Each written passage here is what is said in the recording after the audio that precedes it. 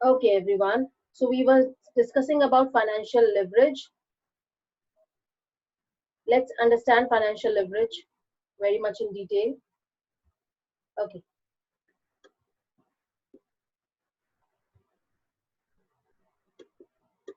Financial leverage हम यहाँ पे थे. ओके, ये हम मैंने ऑलरेडी आपको स्लाइड्स पढ़ा दी हैं. अगली स्लाइड पे चलते हैं.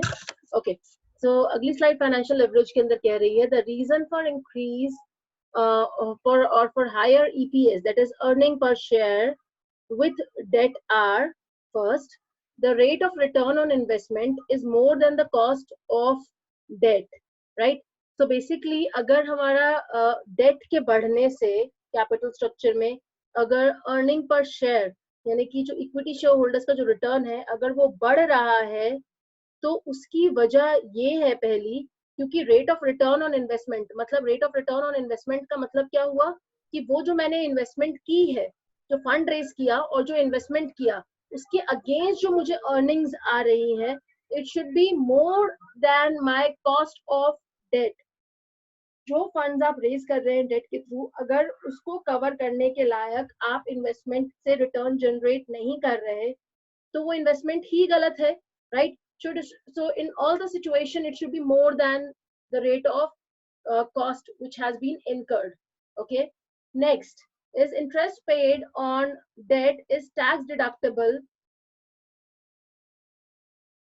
Okay, interest paid on debt is tax deductible, and so there is a saving on the amount of income tax that the company will be required to pay. तो अगर आप देखेंगे कि अगर आपने इंटरेस्ट नहीं पे किया होता तो आपकी टैक्स लायबिलिटी क्या होती, वो बढ़ जाती. तो इसीलिए आप जब डेट के थ्रू पैसा रेज करती है ऑर्गेनाइजेशन तो उसको दो बेनिफिट मिलता है.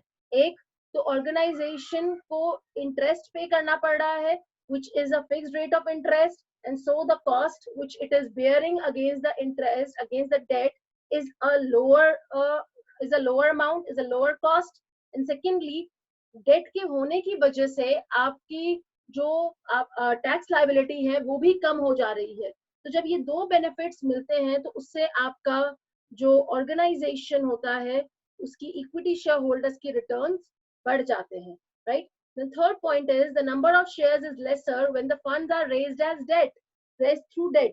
तो अगर आप डेट के थ्रू पैसा रेज करेंगे तो जो इक्विटी शेयर होल्डर्स हैं उनका जो नंबर है वो क्या रहेगा, या तो वो कम रहेगा या तो वो स्टेबल रहेगा, मतलब वो बढ़ेगा नहीं, राइट?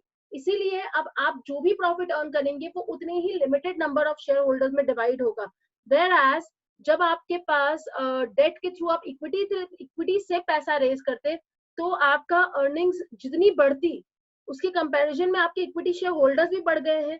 तो अब प्रॉफिट कम बढ़ रही है मगर मेरे इक्विटी शेयर होल्डर्स बढ़ चुके हैं, तो ओवरऑल जो रिटर्न जाएगा हर एक पर्सन को वो कम हो जाएगा, यानी कि प्रॉफिट आफ्टर टैक्स या अर्निंग आफ्टर टैक्स जो डिस्ट्रीब्यूट होगा among the equity share holders, it will be less पर शेयर, राइट? इसीलिए इसी सिचुएशन को कर्व करने के लिए आपके कैपिटल स्ट्रक्चर के अंदर डेट का होना जरूरी होता है, right? Everybody please look at all these 3 points very much in detail, because ये 3 points को मैं अभी न्यूमेरिकली करवाऊंगी आपको. तो अगर आपको ये समझ में आ रहा है you will be able to follow it through the numerical also. Okay, any doubt anybody in this? Okay, I hope there are no doubts. Let's move further.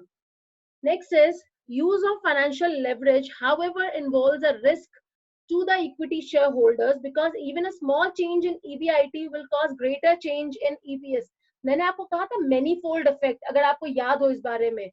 तो जब आपका डेट को आप कैपिटल स्ट्रक्चर में इंक्लूड करते हैं और आपकी अर्निंग बढ़ती है तो इक्विटी शेयर होल्डर्स पे मैनीफोल्ड इफेक्ट आता है, मतलब कि उस पे मल्टीपल टाइम्स का इफेक्ट आता है और आपकी अर्निंग पर शेयर बढ़ जाती है. सिमिलरली अगर आपके कैपिटल स्ट्रक्चर में डेट है और अर्निंग आपकी कम हो रही है, उस केस में आपकी अर्निंग के कम होने की वजह से आपका जो डेट के ऊपर इफेक्ट होता है वो आपका मैनीफोल्ड उसको कम कर देता है. यानी कि जो आपका जिस रेट के साथ, जिस प्रपोर्शन के साथ आपका प्रॉफिट रिड्यूस हो रहा है या प्रॉफिट इंक्रीज हो रहा है, उससे ज्यादा परसेंटेज या प्रपोर्शन के साथ आपका EPS इंक्रीज या डिक्रीज होता है because of the presence of debt in the capital structure, and this benefit which the equity shareholders derive because of the presence of debt in the capital structure is called trading on equity, and this is an underlying fact that the profit should increase, right? तभी ये trading on equity होगा, वरना ये loss हो जाएगा. Okay, next is thus the benefits of trading on equity are available only when the following conditions are satisfied. क्या conditions है? Number 1, rate of earning is higher than the rate of interest on debt. That means profit should be higher than the cost which we have incurred. We have already understood this point. Next, the company's earnings are stable. Stable हो या बढ़ती हो तो बेहतर रहेगा. अगर बढ़ेगी तभी उसका advantage मिलता है equity को. Then second, third point is there are sufficient fixed assets to offer as security to lenders. अगर आपके पास collateral नहीं होगा तो आपके organization में debt के through invest करने के लिए लोग ready ही नहीं होंगे. इसीलिए अगर आप debt के through पैसा raise करना चाहते हैं तो you should have sufficient amount of assets so that you can hypothecate it. That means you can offer it as a security. Okay, next.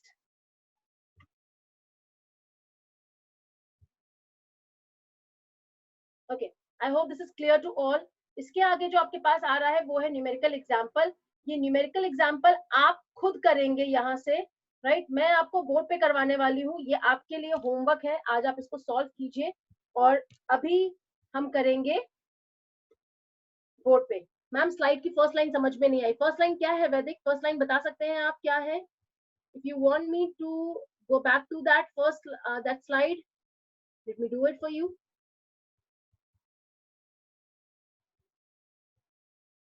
Okay. इसकी first line है use of financial leverage however involves a risk to equity shareholders because even a small change in EBIT will cause greater change in EPS and return on equity. Is that what you are asking?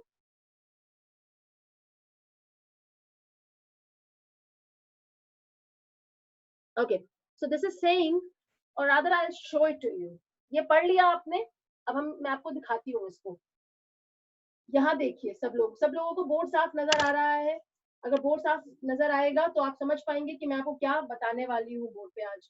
Okay, so it is saying that whenever that we have capital structure, right? Sorry, whenever that we have debt in the capital structure, because of our EBIT, if it is stable or if it is increasing, right? ये 4 का 6 लाख हो जाए तो जो आपका equity share holders को जो return मिलता है which we call as earning per share, it will increase, right? It means EPS will increase, the returns to the equity shareholders will increase if this is increasing and debt is there. Debt is there and earning is increasing. Whereas if earning is reducing and debt is present in the capital structure, so the returns of the equity shareholders will decline, and it will decline in multiple terms. That means in multiple effects. Ripple effects आते हैं उसके ऊपर. कैसे है? Question करते हैं, समझ में आ जाएगा. और ये न्यूमेरिकल मैं आपको बोर्ड पे करवा रही हूँ. जो क्वेश्चन मैंने स्लाइड्स में सॉल्व किया है उसको आप लोग करेंगे आज घर पर. वो आपका असाइनमेंट है, apart from other assignment question that you have today. Okay, so let's read the question and let's understand this in very much detail. Company X wants to raise money for investment purpose. Total funds required to be raised 30 lakh.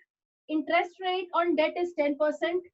Face value of equity is 10 rupees and tax rate is 30%. EBIT, that is earning before interest and tax, which is also called profit before interest and tax. Profit earnings एक ही बात, right? is 4 lakh rupees. Okay, अब 3 situations दी गई हैं जिसके अंदर आपको बताना है कि किस situation में इक्विटी शेयर होल्डर्स को ज्यादा बेहतर रिटर्न्स मिलेंगे. ओके ओके देव, आप कुछ जानना चाहते हैं कि कितने असाइनमेंट्स हैं हमारे पास? आपको बहुत कम असाइनमेंट्स मिल रहे हैं, करते जाइए. BST is no less important than any other subject that you are reading. I hope that is very much clear and audible to all. Okay, और अगली बार मुझे ये सवाल आप मत पूछिएगा. Okay, so we have got 3 situations and 3 situations के अंदर हम देख रहे हैं कि फर्स्ट सिचुएशन है जहां पे the total fund is going to be raised using equity, right. So equity के थ्रू आप पूरे 30 लाख रुपीस रेज करने वाले हैं, और इक्विटी की कॉस्ट क्या होती है? Dividend, right. So let's follow the format. We have got EBIT. EBIT आपके पास 4 लाख रुपए है, लिख लेते हैं यहाँ पर.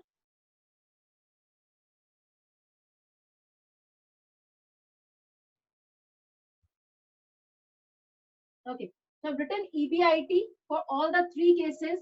Now next is माइनस करते हैं हम ईपीएस निकालने के लिए इंटरेस्ट. तो अब क्योंकि यहाँ पे सारा का सारा फंड आप इक्विटी के थ्रू रेज कर रहे हैं, तो कोई भी आपको इस पे इंटरेस्ट नहीं पे करना है, क्योंकि कुछ भी डेट है ही नहीं यहाँ पे कैपिटल स्ट्रक्चर में, राइट. तो ये पूरा का पूरा 4 लाख बन जाएगा आपका अर्निंग आफ्टर इंटरेस्ट, जिसको हम ये भी कह सकते हैं earnings before tax, EBT, right. तो ये जो अर्निंग्स आफ्टर इंटरेस्ट या अर्निंग बिफोर टैक्स है, ये दोनों एक ही चीज है, right, which is 4 lakh in this case. यहाँ पर हमारे पास सेकेंड सिचुएशन में कह रहा है कि we have got debt. Debt से हम रेज करेंगे 10 लाख रुपए, इक्विटी के थ्रू रेज करेंगे 20 लाख रुपए, राइट. तो इंटरेस्ट तो कितना ऑब्लिगेशन आएगा यहाँ पे? 10 लाख के ऊपर 10% से interest, right. I hope you are all getting me. 10 lakh जो आप रेज कर रहे हैं डेट के थ्रू, उसके ऊपर इंटरेस्ट लगेगा 10% से. तो 10 लाख का 10% कितना हुआ? 1 लाख रुपए, right. So this is 3 lakh earnings before tax. Okay, अगली सिचुएशन पे चलते हैं. सिचुएशन 3 कहती है कि डेट को 20 लाख, डेट के थ्रू 20 लाख रेज करो और इक्विटी के थ्रू 10 लाख रेज करो, राइट. तो यहाँ पर मैं जो 30 लाख रेज करने वाली हूँ, इसमें से मेजर सेगमेंट मैंने दिया डेट को. तो डेट के थ्रू जब मैं 20 लाख रेज करूंगी, तो 20 लाख के ऊपर 10% से इंटरेस्ट माइनस कीजिए, 2 लाख रुपए. तो this is earning before tax, right. अब यहाँ पर आप देखिए कि जहां मैंने डेट को यूज किया, उससे मेरा जो अर्निंग बिफोर टैक्स था वो कम हो रहा है. जितना ज्यादा डेट है, मेरा अर्निंग बिफोर टैक्स उतना ही कम होता जा रहा है. अब जितनी अर्निंग बिफोर टैक्स कम हो जाएगी, उससे क्या होगा?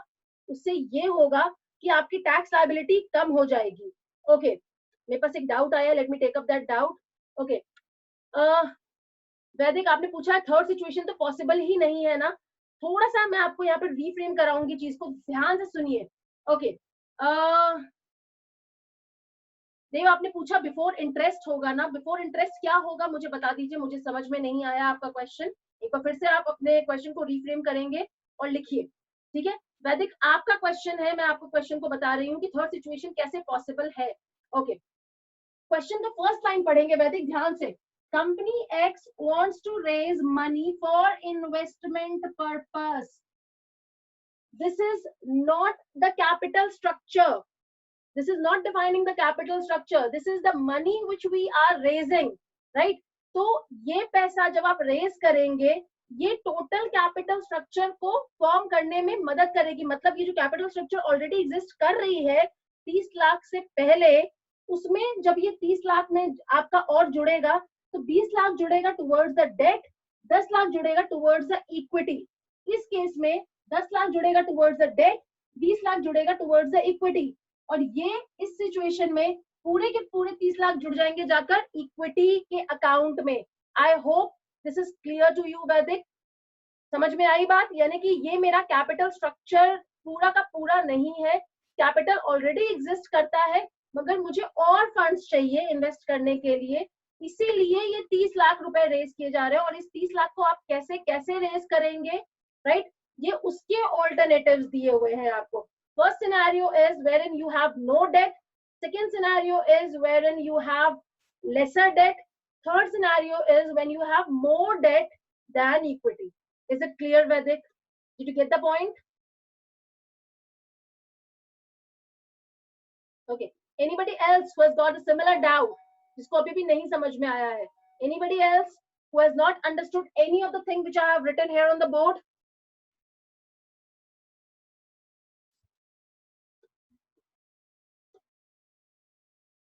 Okay. So I'm taking that everybody has got it, has understood the point. Okay. So let's move further. और आगे बढ़ते हैं, देखते हैं. अर्निंग बिफोर टैक्स आ गया मेरे पास, राइट? यानी कि ये तीन इन्वेस्टमेंट ऑप्शंस के अंदर मैंने ये तीन अलग अलग तरह के सेगमेंट्स लिए जहां से मैंने फंड्स रेज किया है for the investment purpose, right? अब इंटरेस्ट माइनस करने के बाद अब क्या माइनस करते हैं? We deduct tax. टैक्स किस रेट से लगेगा? 30% से. 30% लगाइए. 4 3 12, 1,20,000 बचा 2,80,000. This is earnings after tax या फिर प्रॉफिट आफ्टर टैक्स भी जिसे कहते हैं, राइट? माइनस टैक्स कीजिए यहाँ पर.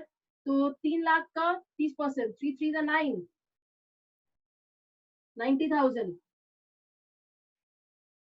2,10,000 बचा यहाँ पर फॉर अर्निंग और sorry earnings after tax. Next यहाँ पे मैंने टैक्स माइनस किया, तो 3 2 6, 60,000. This is 1,40,000 earnings after tax. Okay, ये मेरे पास आंसर आ रहा है अर्निंग्स आफ्टर टैक्स का. टैक्स लायबिलिटी को पे करने के बाद अब मुझे पे करना है यहाँ से प्रेफरेंस डिविडेंड, जो कि नहीं है तो मैं इग्नोर करूंगी. यानी कि ये जो भी अमाउंट अवेलेबल हुआ वो सब मेरे पास किसके लिए आ गया? This is earnings available for equity share holders, right? ये सारा का सारा, क्योंकि अब यहाँ पर प्रेफरेंस डिविडेंड नहीं है, तो ये सारा का सारा जो अमाउंट अवेलेबल है अब वो सब किसको जाएगा? To the equity share holders. अब देखिए यहाँ पर इक्विटी शेयर होल्डर्स के लिए आपको डिवाइड करना है. अब यहाँ पे 2,80,000 है.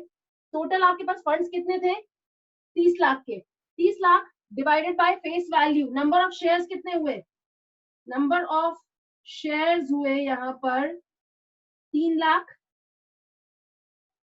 यहाँ पर हुए आपके पास 2 लाख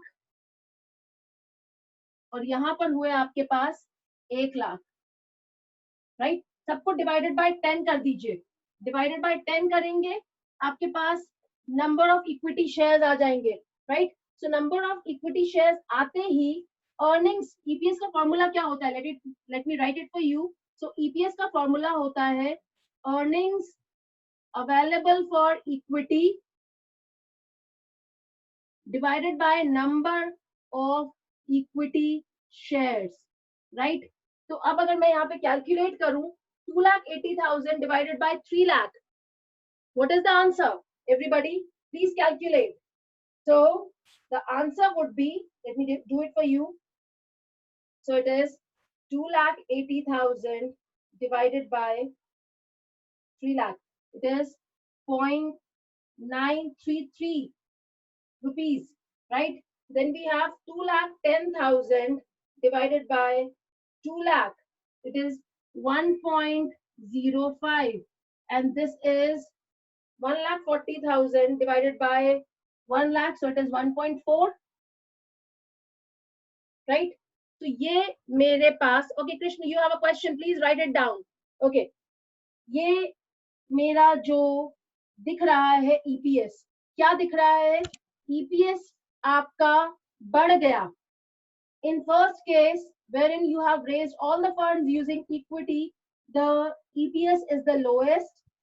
जैसे ही आपने डेट को बढ़ाना शुरू किया, EPS बढ़ना शुरू हुआ, और जब डेट हाईएस्ट था आपके वो जो फंड्स आपने रेज किए हैं उसके कॉम्पोजिशन के अंदर, तो आप देखेंगे कि जो आपका EPS भी है वो भी हाईएस्ट है यहाँ पर. तो ये मैं क्या किस सिनेरियो में बात कर रही हूँ कि जब मेरी अर्निंग्स 4 लाख थी, तो 4 लाख के अंदर जब मैंने डेट को यूज किया तो अर्निंग पर शेयर बढ़ी.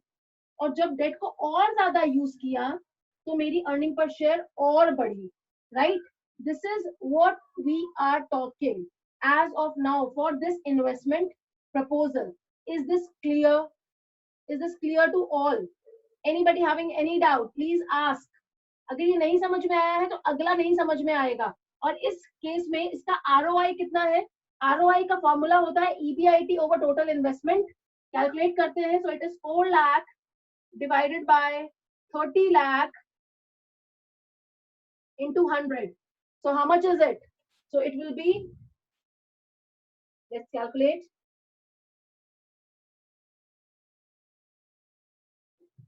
It is 13.33%. 13.33%. क्या आप देख रहे हैं? हमने जस्टिफाई किया है that whatever return that we are generating over our investment proposal, it is 13.33, and what we are incurring as a cost of debt is 10%. तो क्या आपने यहाँ से रेफर किया कि जो हमारा रिटर्न ऑन इन्वेस्टमेंट है, which is 13.33%, it is higher than the cost of debt that we have incurred. Is this clear? Anybody who has not understood any point?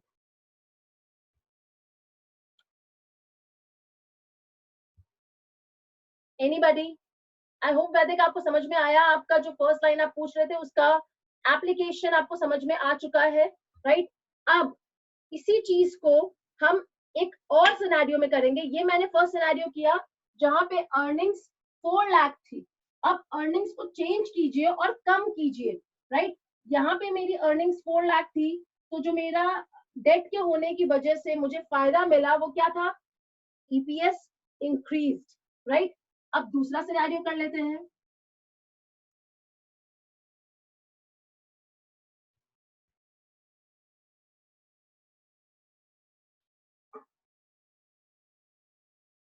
I hope you all have noted that down, क्योंकि अगर नहीं note किया है तो video देख के note कर लीजिएगा. This is not possible for me to save it. Okay, now second scenario is where the EBIT is rupees 2 lakh. तो यानी कि अर्निंग्स मेरी रिड्यूस हो चुकी है. अब क्या फर्क पड़ेगा देख लेते हैं इक्विटी शेयर होल्डर्स पे. Okay, this is my EBIT minus interest.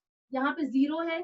यहाँ पे इंटरेस्ट है आपका 1 लाख के ऊपर 10,000, सॉरी 10 लाख के ऊपर 1 लाख, एंड यहाँ पे इंटरेस्ट है आपका 2 lakh. Yes, okay, so this is earnings after, sorry, earnings before tax which is available with us is 2 lakh. यहाँ पर आपके पास earnings after before tax ही लिखते हैं. earnings before tax is 1 lakh, और यहाँ पर earnings before tax is 0, right? 20 lakh का fund आपने रेज किया था.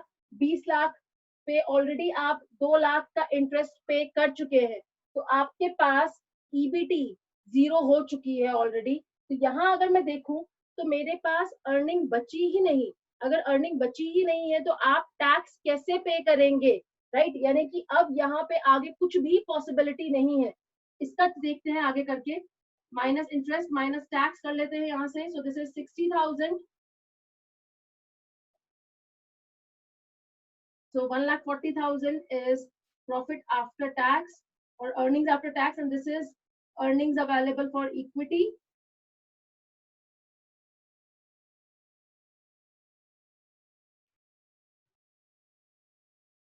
इस केस में देखिए minus tax, so this is 30%, so 30,000.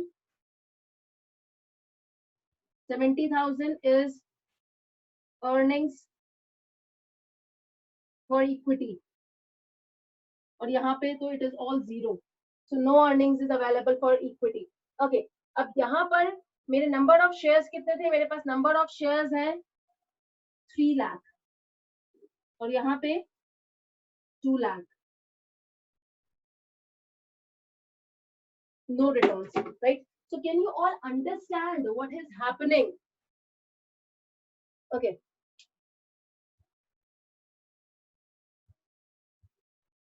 Okay, there is one question. Ma'am situation 3 में इंटरेस्ट के ऊपर 2 लाख कैसे आया?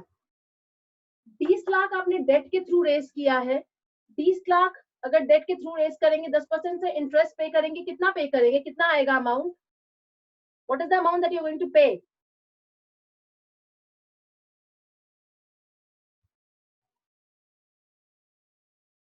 Sushant, how much are you going to pay if you are, so you've got the answer, 2 lakh it is. Okay, I hope this is clear to all. Okay, अब अगर मैं यहाँ पे ईपीएस निकालूं तो ये तो साफ दिख रहा है कि ईपीएस कम हो चुका है. तो क्या आपको बताने की कोशिश की जा रही है कि क्योंकि मेरे अर्निंग्स रिड्यूस हो गए, तो अगर मैंने डेट को इंक्लूड किया तो मेरा जो रिटर्न था to the equity share holders वो डिक्लाइन कर गया और यहाँ पे तो कोई रिटर्न बचा ही नहीं. And what is my ROI in this case? ROI is 2 lakh divided by 30 lakh into 100. How much will be the return? Let's check. Calculate करते हैं इसे.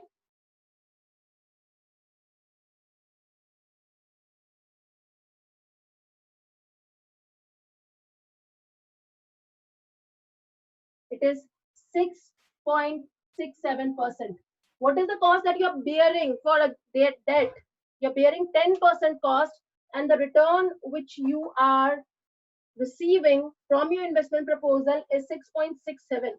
तो ये investment proposal जो आपको return दे रहा है वो कैसा return हुआ?